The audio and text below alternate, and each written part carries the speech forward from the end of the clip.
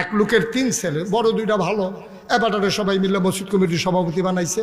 সুইটারে আর নামাজ টামাজ পড়ে না, তো সুইটারে লইয়া অনেক ইমাম সাহেব ইয়া সভাপতি সাহেব এই যে 8টা 4টা কেড়ে আমরা তো তা নামাজ নাই, নামাজের সময় মসজিদের সামনে দিয়ে আনে। সভাপতি সব খুব কষ্ট পাইতে আছে এটারে লইয়া, তো আল্লাহর কাছে কান্তাছে, আল্লাহ 3টা ফলা দিলা, একটার লেগে আমি বেজ্জুতি হইতে আছি, তারে কুদুর মর্সা দিয়া ঘুরাই দিলে তো কারবারটা করতেছে কে তে রাস্তায় রাস্তায় না 8টা মসজিদের ঢুকা লাইলো, আর ইমাম সাহেব এবারে আমার জিগায় না কুদুর লাইন করে দাও না আল্লাহ।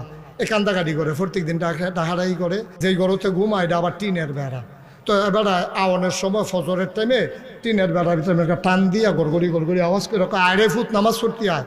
তো একদিন সেই টাকা আব্বা আপনি বেশি শুরু করছেন, আপনার লেগে ফজরের টাইমে ঘুমাইতাম পারি না, আপনি আমার বয়সে কি করছেন সাসারে জিজ্ঞেসতাম শুনছি সব, এখন আপনি সভাপতি হইয়া আমারে জ্বালাইতে আছেন।